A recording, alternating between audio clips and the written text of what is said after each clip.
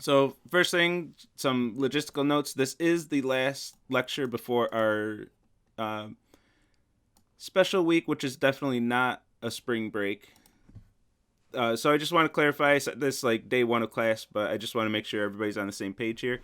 I'll still be, I will still stream these days.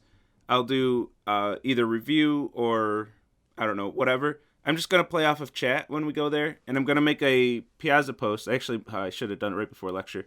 I'll make a Piazza post where you can make suggestions for what you want to see that week. I'll just do whatever y'all want under a few conditions. I'm not preparing any slides. I'm not doing a lot of prep work for any of these lectures, but I will show up and just do whatever off the cuff stuff. If you want to see examples or things like that, I'll do like live examples, whatever you want to see. If y'all just want to play games, I wouldn't mind playing a game even. Whatever you want to see for this week, but I won't prepare any material within reason. If there's a really interesting thing that y'all want to see, I might spend a little time prepping. Um, I I won't present anything that you're required to know. So everything that you're required to know for the course will be covered in other lectures. Even if I do, like maybe somebody wants to see WebSockets and I start talking about WebSockets, anything I say during this week is going to be covered again in a lecture. All the required content will be in the lecture. So this is one of the very rare times where I'll say this, you can safely skip these lectures. They're completely optional. If you need to focus on other courses for a bit, if you need to take some time to catch up, if you need extra time for homework 3, whatever it is. Or if you just want to take a break. It's up to you. Do whatever you want. I'll see you on the 22nd. I'll come back on the 22nd. We will still have office hours, and you don't have to have your team meeting. Your team meeting is also optional. If you want to have a team meeting where you just get together and play games, go for it. If you don't want to see each other for a week, that's fine too. I would like to see if you can do one favor for me, of course, optional still, is at least spend some of that time maintaining your mental health.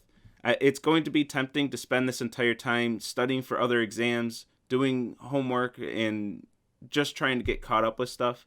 And just one class backing off for a little bit you might still take that entire week and work and still sleep deprive yourself and things like that.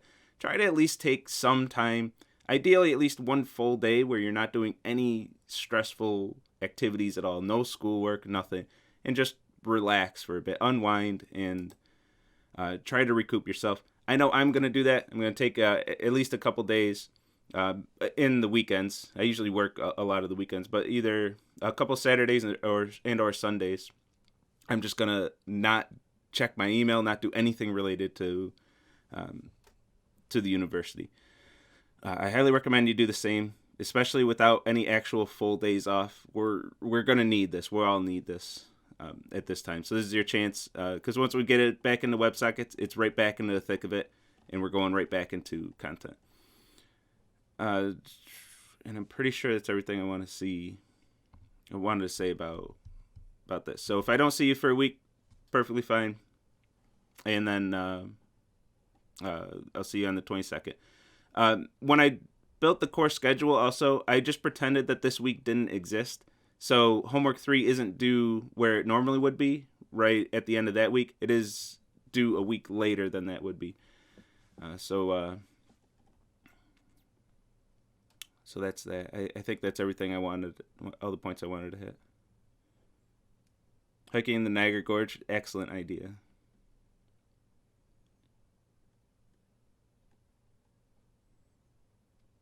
Okay, I don't see any questions. I think I hit everything. So let's talk about some more Ajax, and I want to talk about cross-site request forgeries today. Again, this is a topic where unless you're doing the bonus for homework 3, you don't necessarily need. I'm not going to force you to know this. I'm never going to quiz you on cross-site request forgery, but it is a nice concept to know. It's something you'll need to know moving forward, like outside of this class.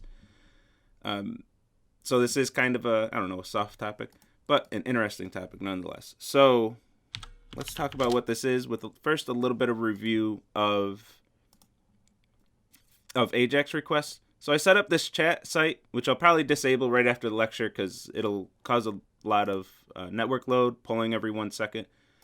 But I set this up using the content that we learned last time, where if we look at the sources for this page, I have a very simple HTML setup. I'm not even using a form. I just have a button, which calls a send message method, and an input, which is a text box. I have a little bit of bootstrap styling on this, but really nothing fancy. If I go to my JavaScript, the send message method is going to read the input. It's going to read whatever the user put in here. It's going to blank that out, a lesson I learned the hard way during a lecture. I'm going to blank that out because if somebody puts this and the text stays there, they're going to mash send like 100 times. I'm going to make my AJAX request as long as the message isn't blank, so somebody can't spam just blank messages. And I'm going to send my AJAX request, which is a post request to the path send message, containing the message that I'm sending that I pulled from that chat box. When I get the response, I'm just logging whatever the response is from the server. I'm not concerned about that response. I'm not doing anything with it. But if we look at the console, it'll say message received is the response from the server. And I'm focusing the chat box again, just a usability feature. I also have this method get messages, which is going to make a get request for the get messages path. And this is where I'm going to, as the name implies, get all the messages that are on the server that people have sent. So when I get the response from this .response is going to contain all of the chat history in a JSON array. When I get that response, I'm going to render that response by adding it to the page. I have an empty div, initially empty div for chat. That's where all the chat goes. I'm going to get that div, access its inner HTML, blank it out, erase all the history, and then I'm going to parse that message and add all of the messages to that history. Very inefficient, by the way. You don't really want to set things up for this if you have a major site. If you have your chat history of a million messages, you obviously don't want to do it this way. But just for the sake of an example, we can get away with this. And then I have my polling set up to poll every second, call the get messages method function every second, which makes another AJAX request every second, which parses the response and renders all that content every second. If we look at our network tab, we can see our polling going on. If we send another message, well, let me just scroll up and find one. Nope, it's already gone.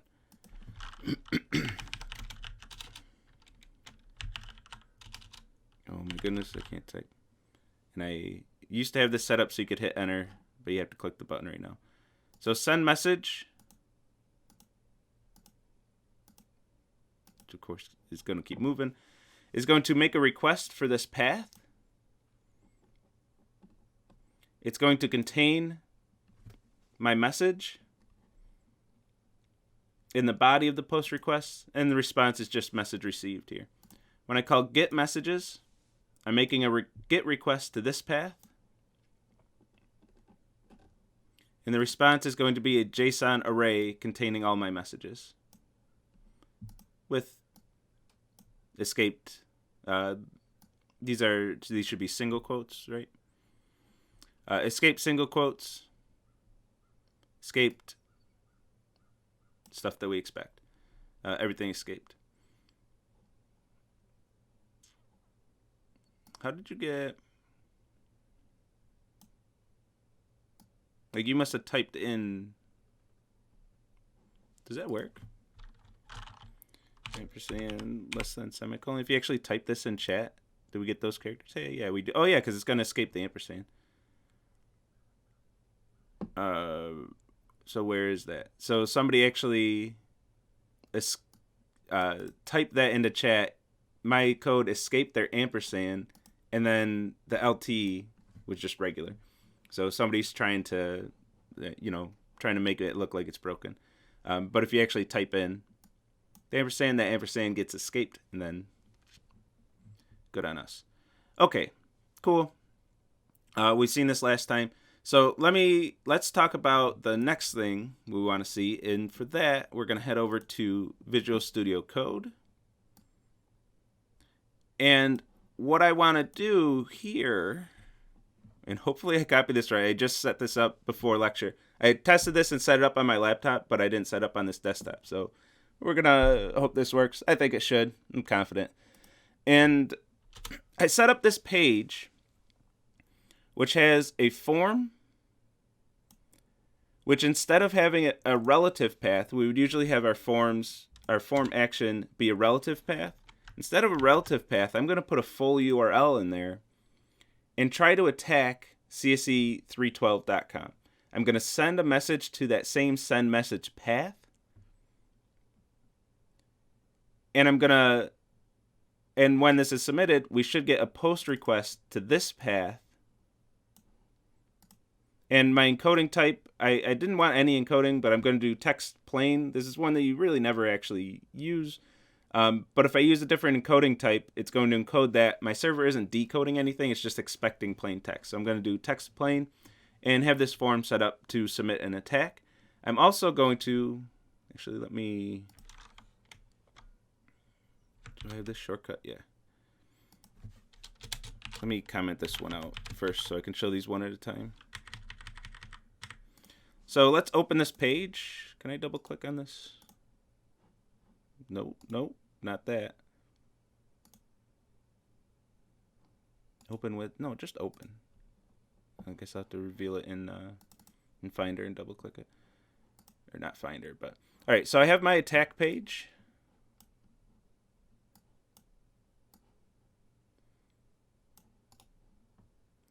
Let's go to inspect element here. Let's rearrange this.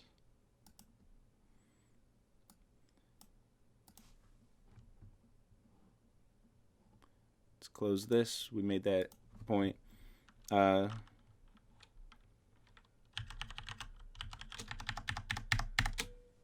just going to attack my site. Let me go to the network tab.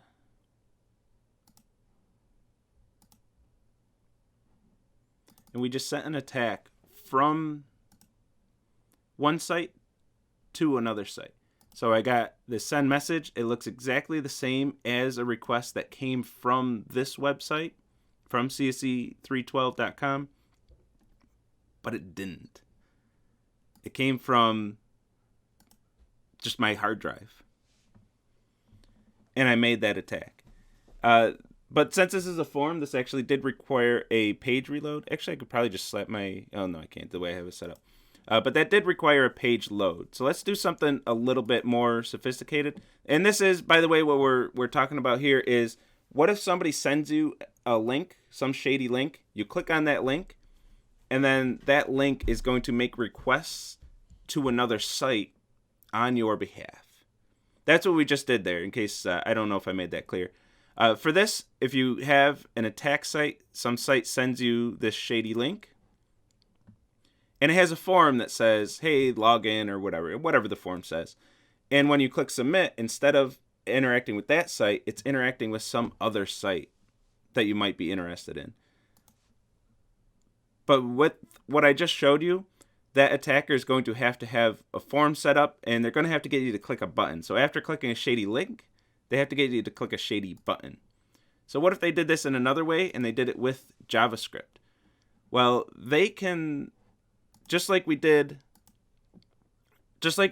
for the actual site, we can send an AJAX request using JavaScript from another site.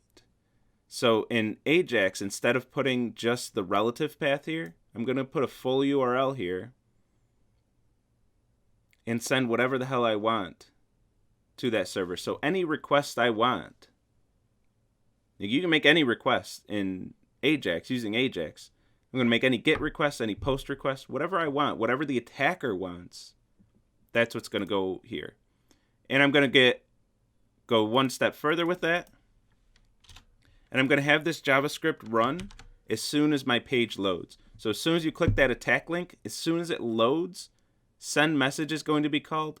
Send message is going to fire off an AJAX request to cc312.com on your behalf from your browser and do whatever that attack wants to do.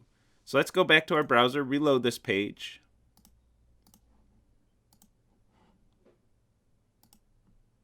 and I didn't take any action,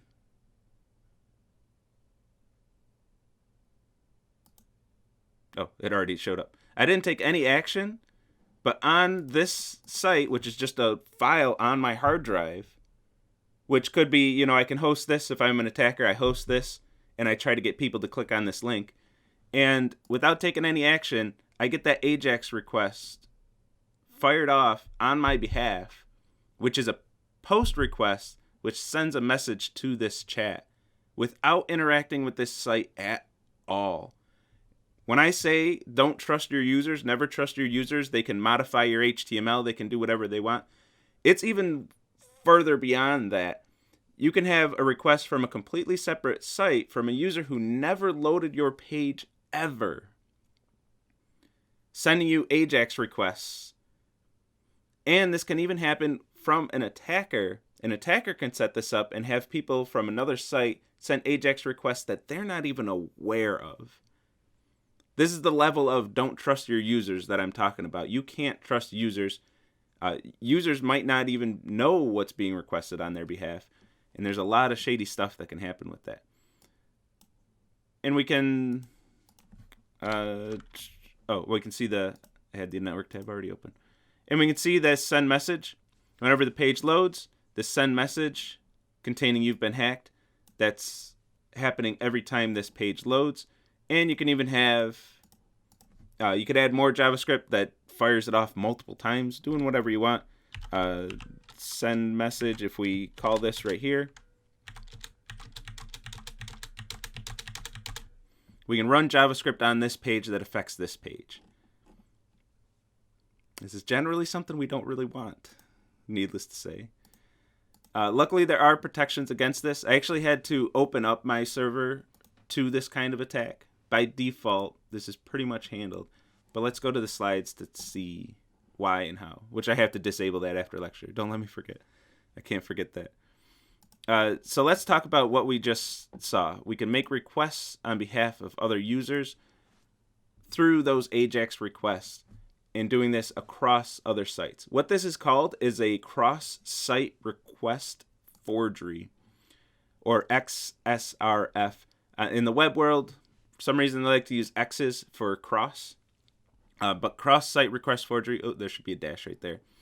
So what we have at this point and what you've learned is our sites that can accept AJAX requests, which are either GET or POST requests that interact with the page. And yeah, I saw that in chat. It is like an API call. So our pages are moving more towards being APIs, where instead of just requesting the HTML, CSS, JavaScript, and there's your site, have fun, now after the page loads, we're interacting with that page through API calls. So send message and get messages, those are API endpoints, and we're accessing those two endpoints to interact with the server.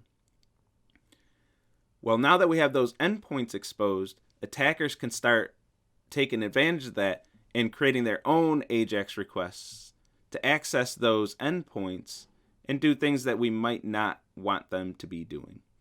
So an example of what they could do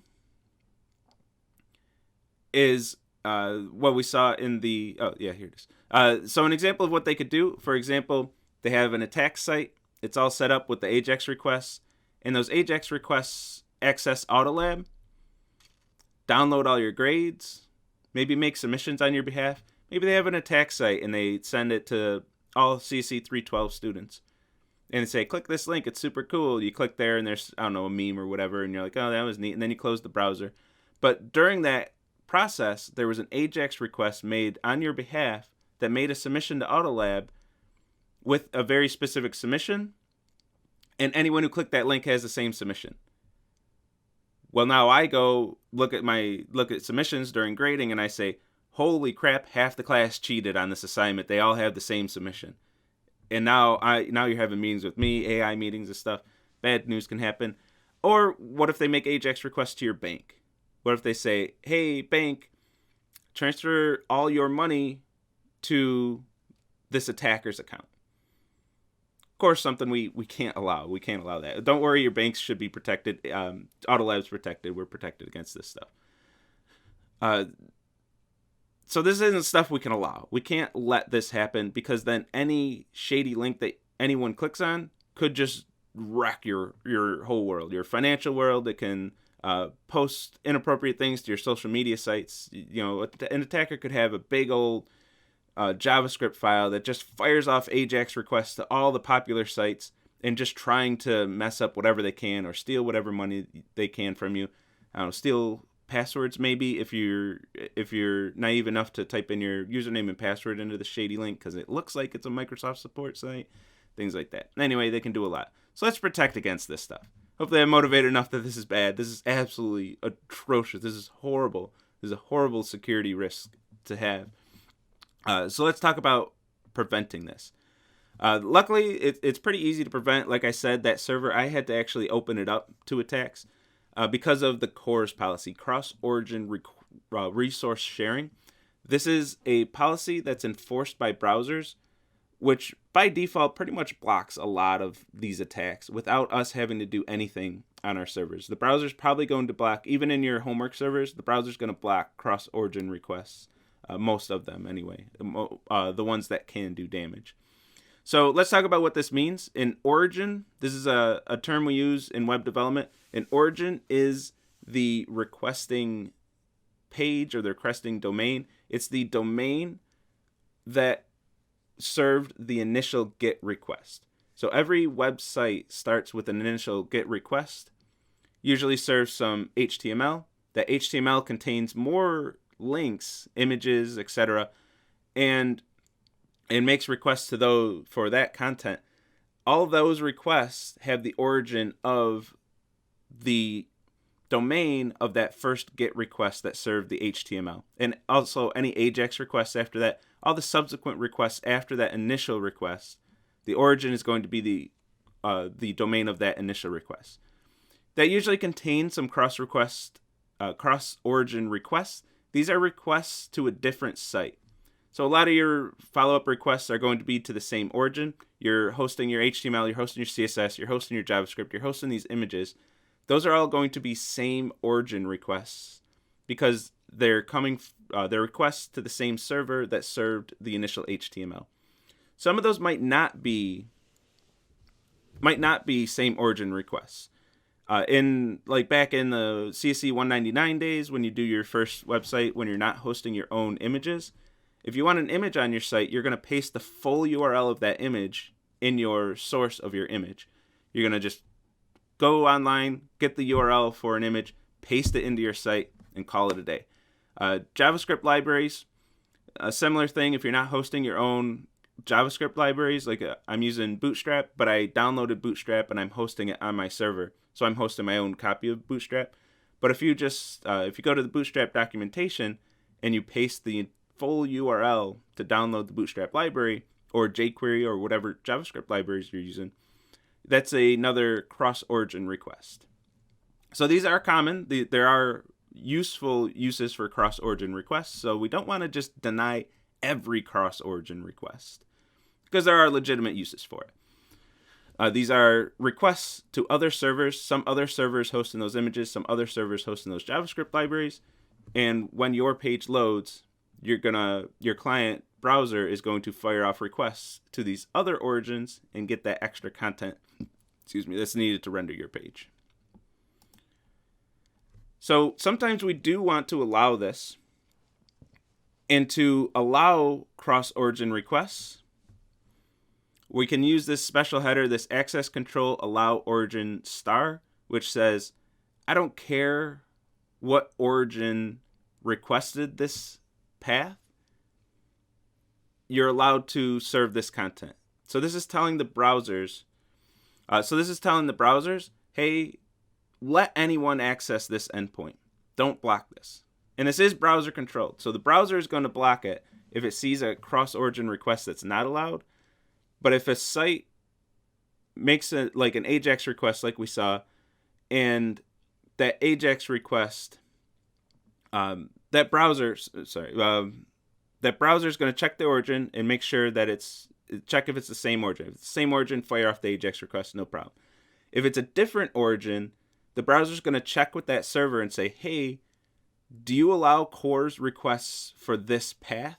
The browser's going to respond, or the server's going to respond with this. If it responds with this header, an HTTP response with this header, then the browser's going to say, okay, this is allowed. Here's the request. Can you serve the content of this? I got some client over here on a different origin who wants that stuff. And then if the server allows it, it's going to say, yep, here's your content.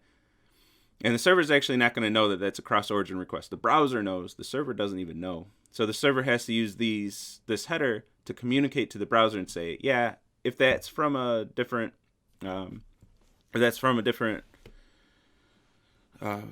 origin, go for it. There are ways, no great ways, but there are some ways where you can tell the host is going to be in the headers of the request. But if you're talking about an attacker, they might be changing that host header. There are things that they can do to spoof things like that. So it's up to the browser to do some control here. But by default, I got to read this one. It's important. By default, the browser is going to block things unless it sees this header. It's going to block a lot of requests that can do damage. So this is good. This is very strong. This is going to protect the vast majority of our users. But it's not something, I don't know, depend on your tolerance risk. You don't really want to rely on this. So CORS is fantastic, but there are a handful of things that can mess this up. One, what if somebody's using a very old, outdated browser that existed, that predates CORS, or has a very old implementation of CORS that doesn't necessarily speak the same level of CORS that we use today? Somebody's using Internet Explorer 6 or whatever one predates CORS, and that browser just doesn't enforce CORS. That's a problem. What if the user installs plugins? People like adding extensions and plugins and mods to their browsers. Well, what if one of those was written by an attacker and it explicitly disables CORS? It modifies it and disables CORS. That's definitely a problem. What if, I didn't list it here, I just thought of it, but what if there's an update to a browser that, accidentally breaks CORS? It happens. There are bugs that make it to production sometimes. What if somebody's using a nightly build of Firefox and a developer on the Firefox team just happened to break everything, all the security stuff in CORS in this case? Or what if they're using an obscure browser that doesn't implement CORS properly? Maybe it kind of works enough to pass QA, but once it's released out there, there's some way to finagle it where CORS is not enforced when it should be enforced. So if you're using some really obscure browser, maybe they had the best intentions, but they just didn't implement CORS properly and it doesn't work. So anyway, this isn't 100%. It will protect the vast, vast majority of your users. Most users these days are going to have their browser updated. Most of our OSs these days, and the browser, I guess, too, that work together to make sure everything's up to date without us even having to think about it very much anymore. People don't have to manually update their browser. They just have to click update when the dialog box comes up. Some people just always ignore those, but if they've been ignoring them for like a decade, that's a problem. But this is going to protect most users. But it's not 100%. So what if we want 100%, or at least close to? I don't know. I don't think there's ever 100% in security. So instead of leaving it to the browser, let's talk about a server-side protection for cross-site request forgeries. And if you're doing the bonus, this is what you would be doing, is cross-site request forgery tokens. So let's talk about a server-side protection from this attack that's not relying on the implementation of the browser, because we can't control the browser. There are, millions, lots of different versions of lots of different browsers.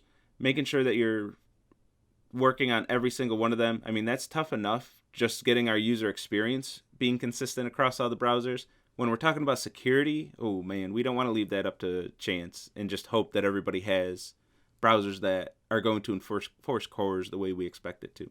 So let's talk about server-side protection. And of course, the ideal, just have both. Use CORS, say CORS, cool, I'm glad it's there, but also have some server-side protection. So what's a cross-site request forgery token? This is, I'll just go through the workflow here. This is a token that you'll generate on a page load. So somebody makes that first request for your HTML. You'll generate a long random token with lots of entropy, something we'll talk about when we start talking about security, but a random token that the attacker shouldn't be able to guess. So you don't want your token to be like 1, and then the next one's 2, and then the next one's 3. And the attacker's going to guess that right away. They're going to be able to spoof these tokens. So a random token that an attacker can't guess. You're going to embed that token somewhere on the page. And on the server, you're going to remember that token that you generated. So you generate a random token, remember that token on the server in a data structure or a database, and send it to the user. Then kind of forget about it for a little while. The user gets it in the browser. This token's hidden. The users, like you've used cross-site request forgery tokens constantly surfing the web, but you've probably never seen them unless you're pawing through source code. So these tokens are hidden from the user, but they'll be sent to the server along with any, usually form submissions. It could be any request, but usually form submissions whenever the user's sending data to you. You want to verify that they've received this token. So on the server, we're going to get this request. We're going to get a post request with some data, and we're going to check that token and make sure that it has a valid token, the same token that we sent it when the initial page was loaded. Now we get that token. We say, oh, this is a good token. This is the token that I gave you. I'm going to honor this request and do whatever you want me to do. If the token is not valid, you ignore that request. You respond with some 400 level error and say, hey, this isn't cool. Try again. Something went wrong here. That way, if an attacker tries to do what I did with an AJAX request and just fire off a request to the site, they're not going to have a valid token to be able to validate that request. And since they don't have a valid token, that AJAX request isn't going to be honored by our server. We're going to say, hey, where's your token? Or they're going to use an outdated token, an expired token. These tokens ideally should be one use also. They're going to use an old token that they've seen before. They're going to try to submit that. They're not going to be spoofing these tokens as long as we have proper protections. For the homework, as long as you're generating random tokens that are decently long, embedding them in the HTML, and then expecting at least one of those tokens coming back, I'll be fine with that. But there's always layers to this. There's the next step. Okay, the attacker could do this, so let's protect against it by doing this. There's a lot of levels to that. If there are multiple forms on a page, could you have each form have the same token? You could. It's all up to design decisions. And there are also session cross-site request forgery tokens. So you can have one token for that user for that entire session. So they log in, authenticate, they get their token, and then that's the token that they use for all form submissions until they log out. So it can even go to that level of reusing the token, and then hoping that the attacker doesn't get that token. And there are ways we can put the tokens in cookies to make it harder for attackers to get a valid token, and then restrict those cookies. There are other things we can do as well to hide these tokens a bit more. This is the one. This is the one I'll show you. This is the one I would expect if you're doing the bonus. Oh, do you mean for the bonus? For the bonus, it's up to you. If you want to do the same token for each form, that's fine. If you have multiple forms, like you do for homework 3, you have 2 forms. If you want to use the same token for each form, that's fine. So we're going to add another input to our form. We're going to add a token, some long random string. So you have to write some function to generate just random tokens. I'm not going to be worried about entropy too much, as long as you're randomly generating something to use as the token. But it does have to have randomness. It has to be at least decently long. Add that token to a new input as its value. So the value is going to be whatever the initial text of that input is.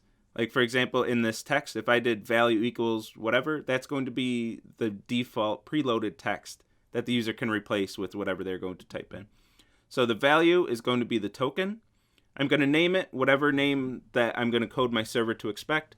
Cross-site request forgery token, perfectly fine name.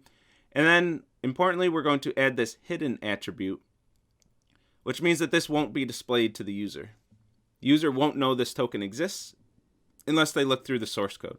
So it doesn't change the user experience. The user is completely oblivious to these tokens because they can't see them. It's all hidden.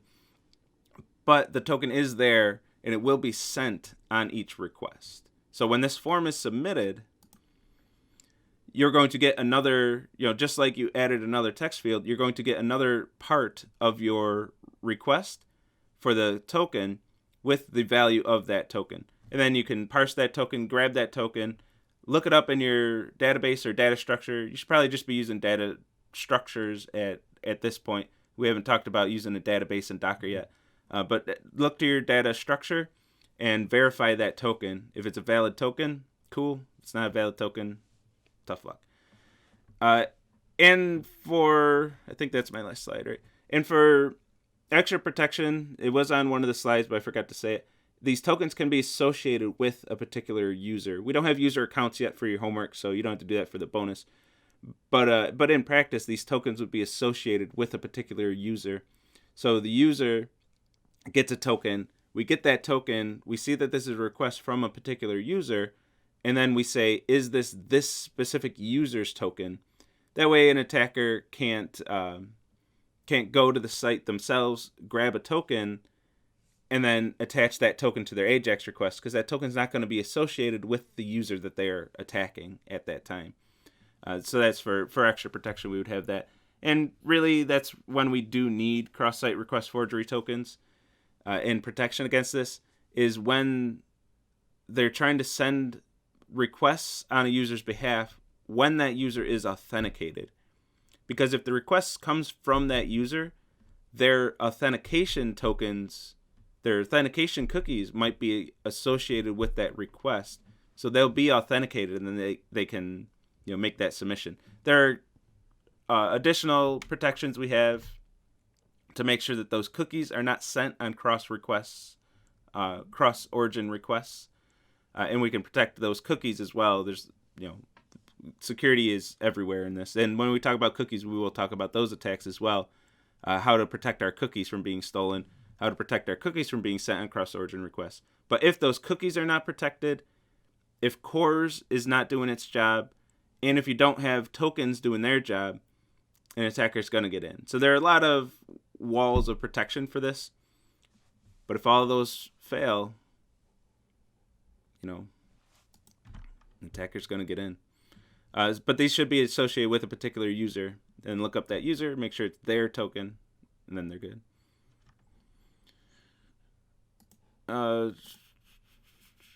To set up this attack, so I had to make sure all of the layers of protection were gone. I don't have cross-site request forgery tokens, but I did have to I had to tell the browser, hey, CORS, we're not doing that. We don't do that around here. So I did have to disable CORS to be able to get these attacks to work. So if I enable CORS, these attacks aren't going to work anymore. Those requests are going to be denied by the cross-origin resource sharing policy. We're not going to get any of these attacks getting through if the browser's up to date, because it is enforced by your client's browser again. So we generate a token and send that with the form submission. So you're attaching it to the form itself. So you have to inject that token into the form using an HTML template or whatever other means you have, probably an HTML template. You're going to generate the token, go to your HTML template, say, my value for token is this for this request, embed that into the HTML, send that HTML to the user, and then when the user submits that form, you're going to get that token back. If they've tampered with that token at all, your server should deny that request. But if that token comes intact, just exactly the way you sent it, then you honor that request and do what you're doing with that.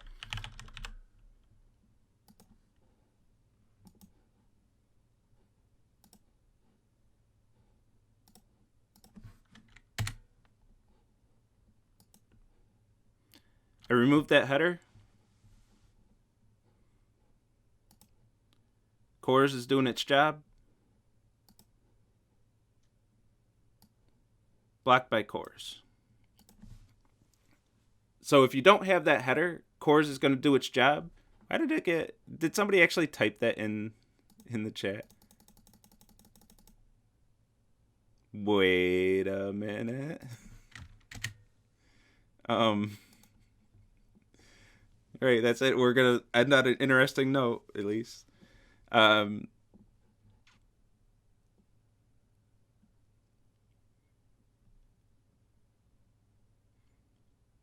mean, it says it failed, but I don't believe you. Unless somebody's actually... That's too consistent. Unless somebody's actually doing that each time I hit refresh. It's possible. It's too consistent, though. If one of you is doing that, that's impressive. Because it definitely says it's blocked.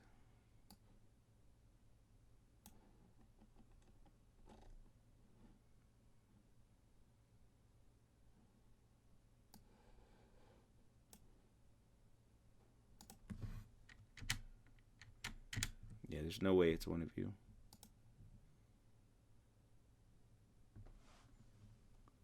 Have we been hacked?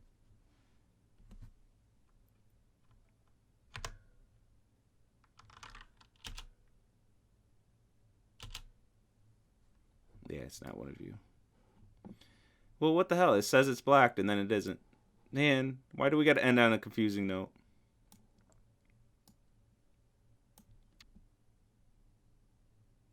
Nah, I don't want to try. I'm just going to shut off lecture. If I figure that out someday, I'll let you know. But I'm just going to shut it off. We'll end 5 minutes early. So enjoy your definitely not spring break. And some of you I'll see you next week. We'll have some fun. Just relax and do whatever in lecture. For the rest of you, I'll see you in a week. I'll see you next Monday.